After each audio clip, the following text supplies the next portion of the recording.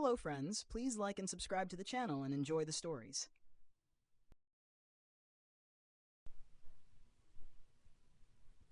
I never expected to find love in a place I dreaded, but life has a way of surprising us. The homeschool group was a last resort for my parents, a desperate attempt to find a community where I could thrive with academic freedom and connect with peers. However, my initial experience was anything but positive. The people there were awful and shallow. Despite their claims of being Christian and inclusive, their structure mirrored a cult more than anything resembling Christ and his love. They certainly put the weird into the homeschool stereotype. Twice a week, I dragged myself to the group, dreading the interactions with my peers who seemed to find joy in excluding and ridiculing me. I found solace only in leaving early to immerse myself in a book, using it as a distraction to avoid the coldness of others. Yet amidst this sea of unkindness, there was one boy who stood out. The boy who stood out. He was tall, with thick black hair and piercing eyes that seemed to see right through the facade I put up to protect myself. His presence was a beacon of kindness in an otherwise hostile environment. I first noticed him when our eyes met in the hallway. There was something disarming about his gaze, soft, curious, and unlike the judgmental stares I had grown accustomed to. At first, I tried to ignore him. The negative impressions the group had left on me were too strong to allow any positive feelings to surface. Moreover, he shared the same name as someone who had been awful to me for years, a bitter reminder of past pain. But no matter how hard I tried, I couldn't help but notice him. He seemed to be everywhere I turned, always looking at me with those gentle eyes. He wasn't in my class, but he often found reasons to enter the room, goofing off with his friends. His antics were playful, his laughter infectious, yet he always seemed to be watching me. I would catch him staring, a soft smile on his lips. Despite noticing him, I refused to acknowledge my feelings.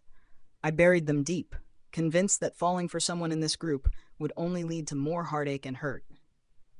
Growing connection. Weeks turned into months, and still no words passed between us in person, but fate had other plans. We connected over social media, and soon we were texting every day. Those messages became the highlight of my day. We talked about everything, favorite movies and books, dreams and fears. It felt like I had found a kindred spirit in the unlikeliest of places. Our late-night phone calls became a ritual. We would talk for hours, sharing stories, secrets, laughing, and sometimes crying. I felt a bond growing between us, a connection that was deep and genuine. Yet, I still rejected his advances, effectively friend-zoning him. I was scared to let my guard down, scared to admit I was falling for him. But he was patient, kind, and persistently loving.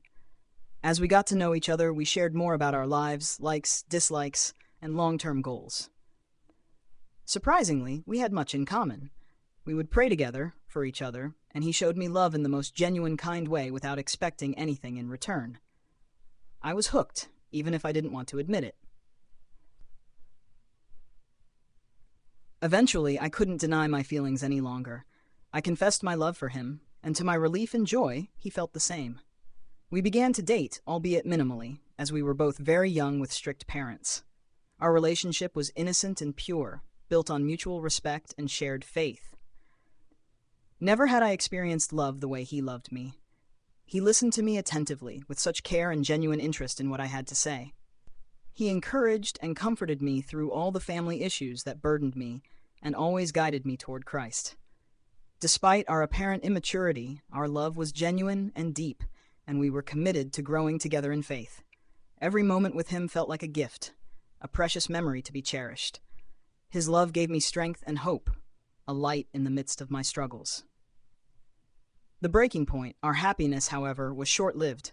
One day, he told me his family was moving across the country. The news hit me like a ton of bricks, leaving me devastated and heartbroken. Despite our young age, I truly felt he was the one I was always meant to be with. Our connection wasn't based on infatuation or lust, but on a shared desire and rootedness in the Lord. As if this news wasn't enough, girls around us, fueled by jealousy and hatred, started nasty rumors and harassed me even more than they had before. The drama escalated, adding to the stress and pain I was already feeling. The combination of his impending move and the relentless harassment broke us. I became bitter and devastated, fearing I might never see him again. The days leading up to his move were a blur of sorrow and longing. We spent as much time together as we could, which ended up being only once, trying to make the most of the moments we had left. He held me close, whispering promises to stay in touch, but deep down, we both knew things would never be the same. Heartbreak and healing. Then, the day came when he left. Him and his family, whom I had only met once but instantly fell in love with, were gone forever. Never before had I experienced such physical pain from immense sorrow. I had heard of people dying from heartbreak, and I fully believed this would be my fate. Compounding my grief was the fact that my home life was horrible, filled with constant fear and tension. My parents' arguments echoed through the house, and I lived in a constant state of anxiety. The sanctuary I once found in my room now felt like a prison. The weight of my sorrow was overwhelming, and I couldn't escape the pain. I fell into a deep depression, barely eating and exercising an unhealthy amount to keep myself out of the house and away from my family. Exercise became my escape, a way to numb the pain and avoid the constant reminder of what I had lost. My phone, once a lifeline to him, now felt like a cruel reminder of the amazing man who was no longer in my life. I avoided it as much as possible, unable to bear the sight of our old messages and photos. For a time, bitterness consumed me. I was angry at the world, my circumstances, and the people who had driven us apart. But his wise character always shone through any clouds that loomed. Even in his absence, his influence remained. He had set the standard for what a man should be, for how I wanted to be treated, and for the type of connection I desired in a relationship. Despite our separation, I found myself speaking about him to everyone close to me. My entire circle knew of the amazing boyfriend who had sadly moved away. They knew my sorrow, his sweetness and wisdom, and how, even in his absence, I remained in awe of him. I recounted our story countless times, each retelling solidifying his place in my heart. Years of reflection. Years went by, and I tried to move on. I dated other people, but no one compared to him. No one could ever compare to him. Each new relationship felt like a pale imitation of what we had shared. I found myself constantly measuring others against the impossible standard he had set, and they always fell short. I tried to convince myself I was being unrealistic, that I needed to let go of the past, but my heart wouldn't listen. Eventually, I settled and tried to make peace with the fact that I would never experience such perfection again. I met someone else, someone who was kind and seemingly loving, and I tried to build a future with him. We planned our lives together, a home, a family, future children. I loved him, but never as fully or deeply as I had loved the boy who had moved away. The spark, the connection, the profound understanding we shared was missing. As the years passed, I continued to cherish the memories of my first love. I realized that he had taught me invaluable lessons about love, faith, and resilience. His presence in my life, however brief, had left an indelible mark on my heart. Even though we were separated by distance and time, his influence remained, guiding me and shaping my understanding of what true love should be. A sobering realization. In the quiet moments of reflection, I often wondered what could have been. I imagined a parallel life where we had stayed together, growing and evolving side by side. But life had taken us on different paths, and I had to accept that. Still, the love we shared remained a cherished memory, a beacon of hope and a testament to the power of genuine, heartfelt connection. Then I began being bombarded nearly daily by videos of interviews with elderly people. They were asked about their regrets, and what they wished could have been different in their lives. Many of them spoke about the one that got away. This struck me profoundly. These were people who had lived long, full lives, yet their eyes still held a glimmer of sadness and longing when they spoke of a love they had lost or let slip through their fingers. Watching these videos became a sobering ritual for me. Each story resonated deeply, like echoes of my own unspoken fears. To reinforce the truth that we were meant to be together.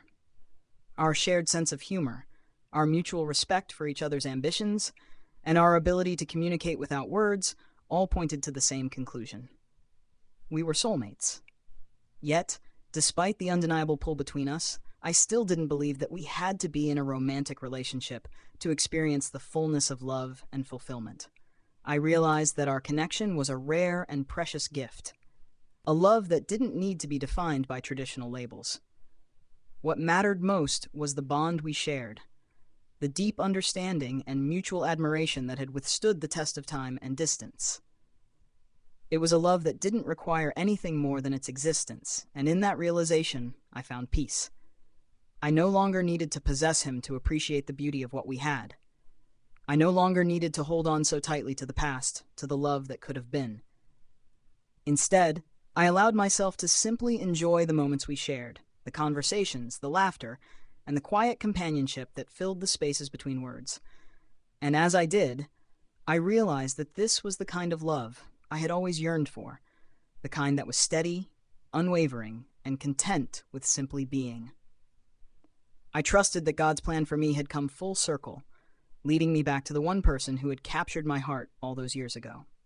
Whether we would ultimately share a life together, or simply remain in each other's lives as friends, I knew that this reunion had been orchestrated for a reason.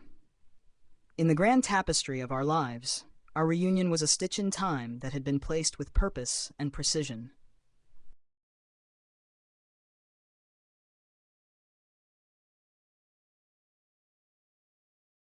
Chapter 1. Here we go again. Walking through the crowded hallway towards my locker, I paused to fiddle with the combination lock, rotating the dial through the familiar sequence of numbers. With a slight twist, the lock's cylinder, already loose, offered no resistance, allowing me to swing the door open effortlessly. My heart sank as I scanned the small, cluttered space inside. My diary was nowhere to be found. Frantically, I began shuffling through textbooks and loose papers, hoping it had been misplaced. It was then that mocking laughter echoed behind me, cutting through the noise of the hallway. "Ha ha ha!" Their synchronized laughter reverberated, causing me to turn sharply. There they stood, a group of boys, holding my diary open, their faces twisted with amusement at my expense. "Give me my stuff back," I demanded, my voice trembling with a mix of anger and humiliation. Instead of complying, they continued flipping through my diary, malicious delight written across their faces as they searched for something to mock. Let's see here," one of them drawled, flipping the pages casually. Finally, he cleared his throat theatrically and began reading aloud. I stood frozen, the weight of everyone's gaze pressing down on me. "Dear Diary, I don't know why I'm so lonely. Maybe because I'm the—" His voice trailed off, his eyes widening in mock surprise as he glanced up at me. "You're gay?" he announced loudly, relishing the moment. His eyes darted back to the page. "Look, you've read enough. Give me my book back," I insisted, my voice tight with barely contained fury. The leader of the group's expression shifted, becoming more serious. He looked back up at me, a calculating glint replacing his earlier amusement. "You have a crush on Arthur?" he asked pointedly, stretching each word for maximum effect. Just then, "Aiden! Aiden! Aiden!" The sharp voice of the teacher sliced through my thoughts, jerking me back to reality. I flinched at the sound of my name, realizing I had been lost in a painful daydream. "Would you like to answer what we've been learning about since you dozed off?" The teacher's voice rang out, cutting through the silence, sharp and impatient. I blinked, my eyes adjusting to the sudden attention. I glanced around quickly, noticing everyone's eyes on me like a spotlight. My palms grew sweaty, and I shifted uncomfortably. Yeah, I guess," I mumbled, my voice barely steady. The teacher raised an eyebrow, unimpressed. "Fine. For Valentine's Day, we've been talking about the meaning of love. Care to explain what love means?" she asked, folding her arms and waiting. Before answering, I scanned the room. Some of my classmates wore smirks, clearly anticipating my response. "Love is the bittersweet longing for a connection that often feels just out of reach," I began, my voice steady but filled with emotion. "It's a consuming desire that can lead to heartache, loneliness, and the fear of never being truly understood. It's the ache of investing your whole heart in someone who may never fully reciprocate, leaving you with a lingering sense of emptiness and unfulfilled dreams." After speaking, I glanced around again. Some looked confused, others surprised, and a few seemed impressed by my words. The teacher gave me a brief, sharp look, but quickly composed herself, masking any further reaction. "Well, that's one way to describe the meaning of love," she said calmly, a small chuckle escaping her. The exhale through her nose was almost like a laugh, subtle, yet noticeable. "That was deep what you said. I'll take it," she added, walking back to the front of the room. Later that day, as I walked through the bustling hallway, I spotted my friends Serena and Casey weaving through the crowd. When they saw me, they waved enthusiastically, and a smile spread across my face as I made my way over to join them. "Hey girl, how was class?" Serena asked, her voice warm and inviting. "It was boring," I sighed, slouching slightly as I spoke. "I've been looking forward to hanging out with y'all all day." A smile crept across my face as I straightened up, eager to hear what they had been up to. "So what have y'all been doing?" "Well, we were making plans for Valentine's Day tomorrow, thinking about buying my boyfriend cute matching jackets," Serena replied. "Yeah, and I just want to watch romance movies. I don't have a Valentine right now, but I'm not really ready for the dating life," Casey said, her voice tinged with a hint of wistfulness. I glanced at Casey with a sympathetic smile, nodding slowly. "That sounds like a cozy plan. Sometimes it's nice to just enjoy the movies without the drama," I replied, my tone understanding. Serena tilted her head, looking thoughtful. "You know, Valentine's Day can be fun even without a date. Maybe we could plan something together tomorrow night," she suggested, her eyes bright with enthusiasm. "So what are you doing for Valentine's Day?" Casey asked, her gaze shifting to me. "Oh, well, y'all might hate me for this, but I want to buy Arthur chocolate hearts and a note and leave it in his locker," I said, my voice tentative, filled with uncertainty. I shifted on my feet, nervously fidgeting with the strap of my backpack. I noticed their concerned expressions as they glanced at each other, then back at me. Serena's brow furrowed with worry, and her arms crossed defensively across her chest. My heart sank a little at her reaction. "But doesn't Arthur bully you for being gay and having a crush on him? And wouldn't he know it was from you?" "It'll definitely be obvious, especially since he knows you have a crush on him," Casey explained, her voice filled with genuine concern. She leaned in closer, her eyes searching my face for any sign of reconsideration. "Well, that's why I'm going to put on the note that it's from a girl, so he won't have any idea," I reasoned, my voice shaky. I nervously tugged at my hair, a habit I had when feeling anxious, hoping my friends would understand. Their reactions were mixed with concern and uncertainty. Serena's expression softened slightly, but her eyes still held worry. Casey sighed, her shoulders slumping in resignation as she glanced at me with sympathy. Each of them was contemplating my plan and its potential consequences, unsure of what advice to give. "Well, don't get caught," Casey said cautiously, her voice laced with concern. She glanced at me, silently questioning my decision. The school bell chimed melodically, breaking the tension. "Ding dong, ding dong." "See you at lunch," Serena said as they both walked off to class. The bell rang, signaling the start of the next period. Dread settled in my stomach. I dreaded this class because it was filled with people who disliked me. The worst part? Arthur was in that class.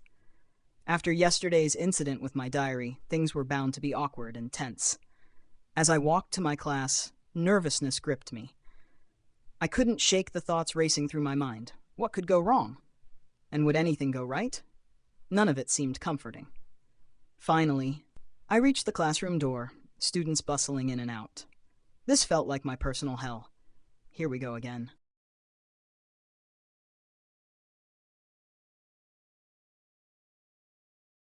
It had been so long that she had forgotten whose name was carved into the gravestone. From a distance, she watched as a figure stood before it, a group of people surrounding him, drenched in water. Though she knew they had faces, none were visible to her. Only a dark, abyssal shape formed, taking on the semblance of faces, except for one. The man sat in front of the grave, placing fresh flowers upon it. He spoke the name inscribed there, but the words were muffled, the veil too strong for her to understand. It was hers. She followed him, knowing only that she loved him. She whispered every time, "I'm here. I'm back." She followed as he walked home, passing through a gate, decaying and falling apart, leading to a house overtaken by vines and weeds. He had stopped caring for it, consumed with the obsession of her return. She followed as he walked down the dark stairs once more, muttering ethereal words from an old book. "Are you still here, my love?" She flickered the lights, making it known that she was still with him. "I will not leave you," she said, though the words fell on ears that couldn't hear. They were simply gusts of wind to a mortal. Those were the only words she understood, but they no longer held meaning. "Return, my love. Return to the mortal realm." But she couldn't. The chains of the ether held her, tethered to him, waiting for their reunion at the final point of all living things, death. He lay in bed, unaware that his love lay beside him, unable to speak or touch him. She knew she could never be with him in the same way again, but she only wanted to feel closer. She was immortal in death, unable to leave him again. He lit candles and muttered different words this time, words she couldn't understand. Suddenly, she was pulled into the circle, her view shifting. Vibrant colors filled her senses, and the once black and white world became beautiful. He could see her now. Her presence, manifested in a body draped in flowing white robes, as regal as a Victorian queen, but with an intense fierceness. Each strand of her hair, white as clouds, disintegrated into nothingness. She looked at him, seeing a face she hadn't expected. Was it fear, or was he simply in shock? He was crying, though she couldn't tell if it was from joy or terror. She reached out her hand, but he didn't take it. Instead, he ran, not from her, but from the others who were pulling her with them. She hadn't seen them before. A cacophony of voices, screaming in anguish, torn from their loves, raged behind her. As he ran, she wailed, crying for him to come back, not to leave her. She chased him, flying toward him, enraged that he was running from her, the one he supposedly loved. He ran and ran until he could run no more. The floor beneath him cracked and split as the spirits ripped apart the house, piece by piece. When he turned, he saw the ghoul chasing him, and finally recognized who it was. Through the anguish and rage, he saw his love. He reached out his hand. She hesitated for a moment before pausing. He stood strong and spoke to her. "I can see your beauty now, my dear. You'll always be the star that keeps me warm, my moonlight in the darkest nights. So please, join me." He was cut off as fate intervened. Torn to pieces by the spirits he had never intended to summon, they were jealous, for they could not see their loved ones as she could. It wasn't fair. She was petrified, but in her rage she shouted, calling to a world now cold and dark. Energy poured from her being, pushing the spirits back to where they belonged. She didn't stop. Waves of energy cascaded from her with every cry and tear. The veil between death and life, mortal and ethereal, couldn't contain her anguish. It ripped the house apart, leaving not even rubble. The very atoms of the building scattered into nothingness. She could rage no more. The once beautiful ethereal being crumbled into a raging ghoul, floating over the grass that had once surrounded the house. She was in chains, bound and tethered, never to follow him again. Days passed, and she didn't move an inch. Nothing could move her. Yet she yearned to fly free again. Slowly, the chains began to move, pulling her bit by bit until she was held once more. Eyes as beautiful as yours should not be obscured by tears. She knew that voice. It was him. Reunited in death, they rose above the clouds, joined by the other carefree spirits, no longer tethered to the world that had taken the one thing they both held dear, their love.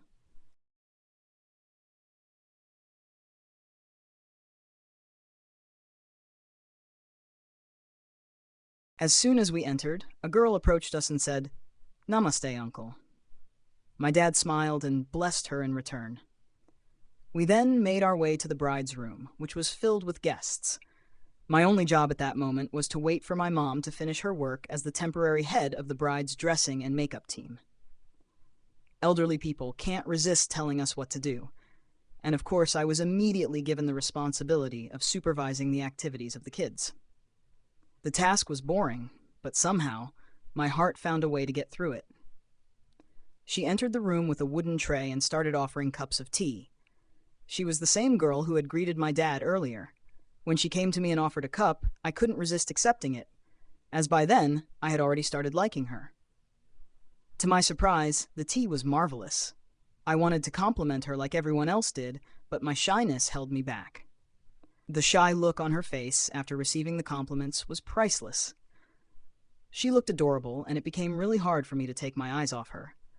After she set the tray on a table, she sat beside the bride. Upon seeing her, my mom meant she liked her and her sister, noting that she hadn't seen them in 13 years. I was like, what and what? I've got a crush on the bride's sister? I chuckled to myself. Their mother entered the room and called, Manaswini. She responded and went with her mom to welcome the other guests. Meanwhile, I was trying to figure out why I always seem to fall for girls whose names end with "ni." A kid threw a toy car at me, pulling me back to reality. I took out my phone and checked my face, thankfully no scars. Then I heard a low whisper, "You'll get her, don't worry." It was my savage maternal grandfather, who had been observing everything. I barely managed to hold in my laughter as I smiled shyly and left the room. It was already noon, so everyone was asked to have the wedding lunch. On my way to the lunchroom, I met her father in the hallway and greeted him with a, "Namaste, uncle." He was such a humble, simple, and down-to-earth person. He hugged me and mentioned how fast kids grow up. He looked busy, completely focused on getting everything right for his daughter's marriage. He told us, my mom, dad, and me, to have lunch soon, as the bridegroom was expected to arrive around 3 p.m. After lunch, we went to a guest room. Once you start liking someone, your eyes can't stop searching for them. There she was, sitting on a wooden chair, talking to her friends.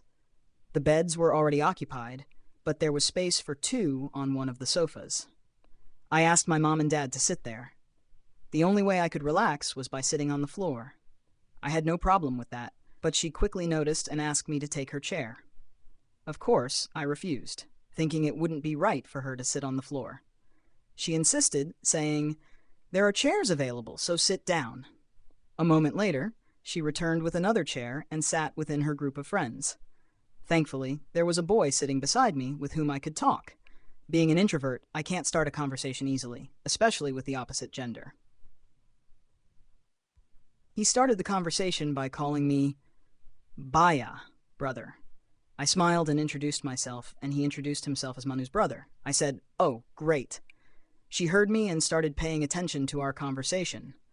Her brother was an extrovert, so we got along well. At one point, he said, "I still have to live with a trouble, bruh, a trouble older than me." She turned her chair toward us and started staring at her brother, who went quiet. Before he could speak, she unloaded a series of words on him. Stupid, scoundrel, silly, weirdo, etc. He giggled as if those were all his nicknames. Even her anger was cute. She elaborated on the uselessness of her brother, and I enjoyed listening to her. Her words blended with the cool breeze coming from the window behind me. It felt effortless to get lost in her eyes. Then she waved her hand in front of my face and broke me out of my spell. With wide eyes, she said, "I'm going to the rooftop with my friends. You can either stay with that Dumbo, her brother, or come with us and enjoy the nature." We all went upstairs. The rooftop had a gorgeous flower garden, and the winds coming straight from the mountains created a soothing atmosphere. While others were lost in their own vibes, Manu stood by the boundary wall of the rooftop, her eyes showing signs of worry. I approached her and had a memorable conversation. "Mia? Me, is there any problem?" "What problem?" "Me, you don't seem to be enjoying the vibes up here." "How do you know?" "Me, I read the eyes." "Wrong interpretation. Sorry to disturb then." I was about to turn and leave when she pulled my cheek and said, "You're too nice for this world." Should I take that as a compliment? Haha, compliment, really? At that moment, 2 mountain pigeons flew toward us. One landed on her head and the other on her wrist. I feed them daily. They were late today, so I was looking for them. I wasn't worried. "Oh. Sorry. You wanted to start a conversation, right? I get it." I'm speechless. You know what? I love this place. It allowed me to connect with nature in a way I always wanted. Always wanted? You've never experienced this kind of beauty? I did once when I went to Darjeeling. You won't find these vibes in big cities. True. I met your dad. He's so humble and caring. Yep, best dad ever. Shivani, her sister, will feel so sad today, parting from our parents. I don't know how I'll react when it's my turn. I'm very attached to my dad. Yeah, it's sad, but it's also a new beginning in life. It takes time to settle. Right? I met your mom before you came. She's just as caring as my dad. I love talking to her. She'll be a great mother-in-law, too, I mumbled under my breath. Sorry? Best mom I could ask for. I love her a lot. Do you love any other girl? No. Lie, I can read your face. Blushing is evidence of your love. Lol, what? Wait a minute. Just then, drum beats interrupted our conversation. We all headed downstairs to welcome the bridegroom. The wedding rituals at the mandap began around 3:30 p.m. with the groom's arrival. The bride joined the ceremony at around 4 p.m. Over the next 3 hours, we exchanged a lot of eye contact. She definitely received the unspoken feelings through my eyes. Around 7:19 p.m., 2 ladies approached me from different directions. One was my mom, coming from the left, and from the right came Manu. Rejection is disappointing, but silence is agonizing. She definitely came to say something important, but my mom spoke before her, and Manu kept her words to herself. Mom said, "Listen, 7 rounds of the marriage are done. We can go home now." Me, "Can't we stay until the bride and groom leave?" Unfortunately, no. It's already 7:30 p.m. Roads near the mountains usually have very few vehicles at night. It gets eerie and unsafe to drive. Reluctantly, I said, "Okay." As I turned around, Manu was no longer there. She wasn't anywhere near the mandap. I began to worry, thinking my high school trauma was about to return. Back in school, a girl cried after I confessed my feelings. Did she cry in happiness? No, it was grief, anger, and I still didn't understand why. The driver parked the car a few meters behind me. Dad hopped in. Mom informed the bride's dad that we were leaving, and I was told to hurry up. My eyes kept searching for her. The car honked, and my dad urged me to get in. Before stepping into the car, I looked back one last time, but she still wasn't there. I slammed the door in frustration, and we left. I felt sad and disturbed. The thing that bothered me was, why did she do that? We had such a nice conversation. Why did she avoid me like that? It took me halfway through the journey to start feeling normal again. A deep breath helped me absorb the pain. I leaned back and asked my mom, "When are we coming back to this beautiful place?" She replied, "We won't be traveling 49 kilometers anytime soon, so probably when they invite us to Manu's wedding." I figured it out, Manu. You're a gem.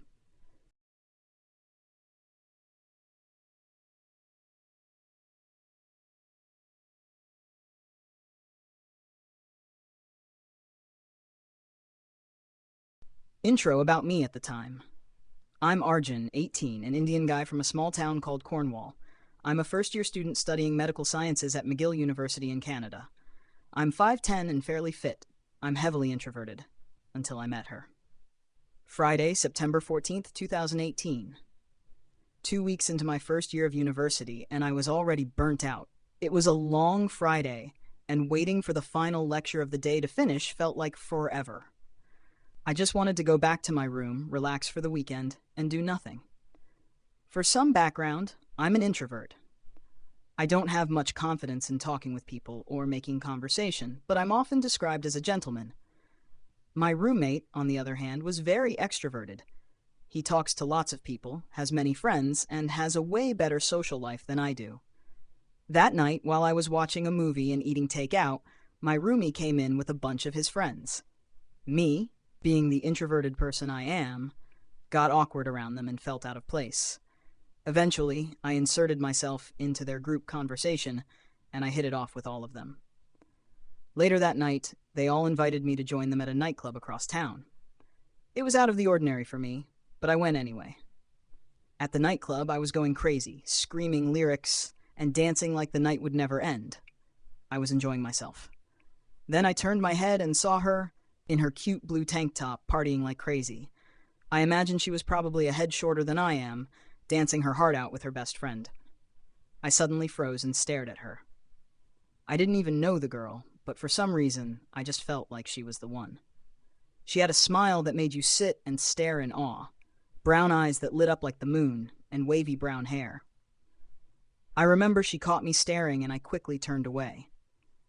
Later that night, I tried to muster the courage to talk to her, but by the time I was ready, she was nowhere to be seen. I left with a lot of regret, doubting whether I'd ever see her again. The next few days went by like normal, and I moved on, thinking I would never see her again. Monday, October 3rd, 2018. I walked out of my chemistry midterm, feeling like I just lifted a huge weight off my chest. I needed to relax, so I headed to the campus library to see if there were any good movies or books I could borrow for the weekend.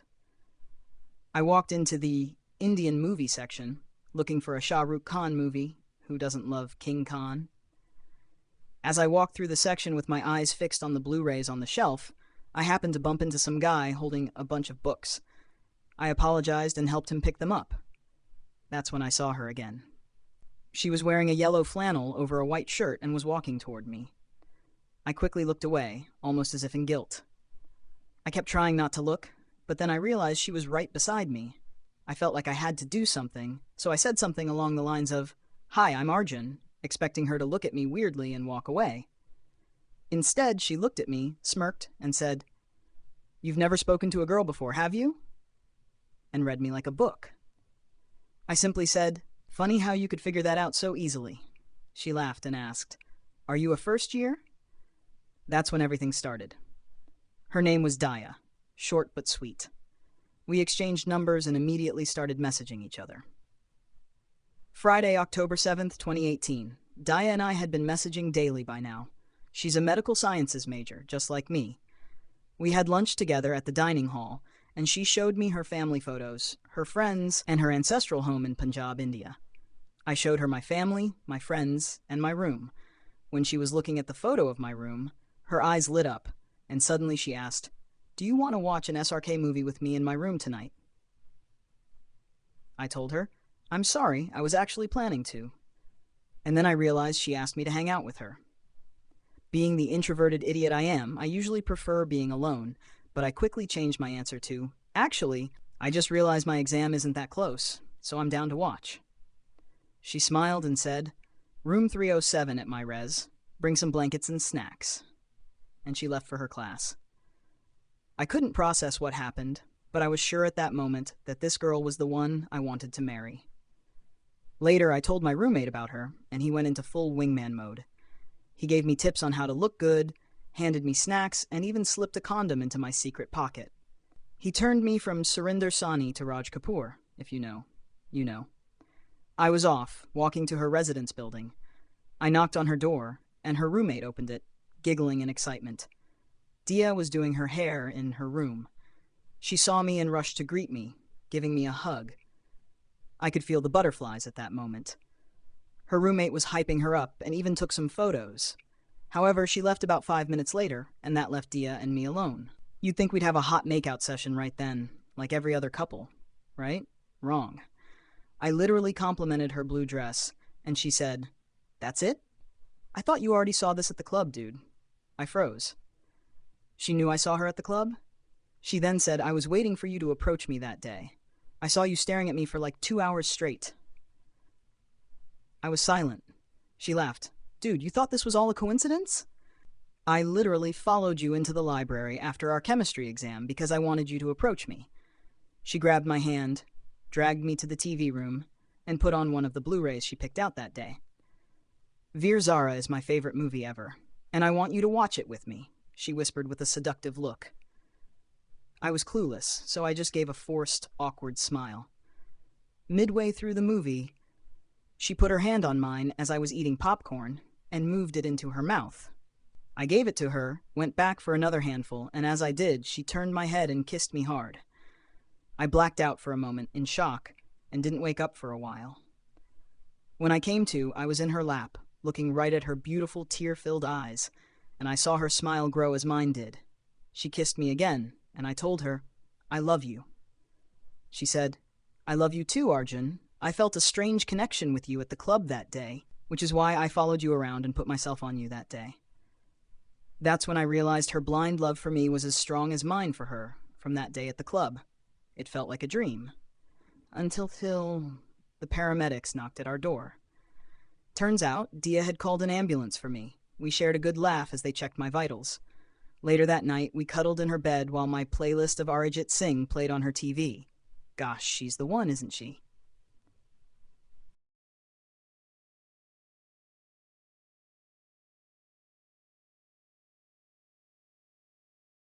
It seems that I regret the decision to play it safe, but more than that, I am thankful for the lessons learned. The truth is, when you feel something, speak up. The longer you delay, the more painful it becomes. Being struck by love at first sight is no joke, not in today's world, especially with all the reasons to be anxious, afraid, or what have you. When I met her, most of my fears disappeared, except for a few. Those were simply my brain telling me that I was finally right in a very painful way. I had been so wrong about who I was and what I was. A loser was never one of them. Nothing made me more poetic than the moment I looked into her eyes. First, I already felt like I was on a different planet, playing pool, as if we controlled the universe, gods looking down at it all. But when I glanced into those wide blue eyes, I felt a shock to my system, and a crazy realization that I was simply looking at myself. Just a pattern of myself stuck in the past. That should have been my red flag. Instead, I waved a white flag because being a simp is an unforgiving reality. Say goodbye to hopeless romanticism because you're now forced to play it out to its painful end. When giving her a ride home, I asked what her last name was.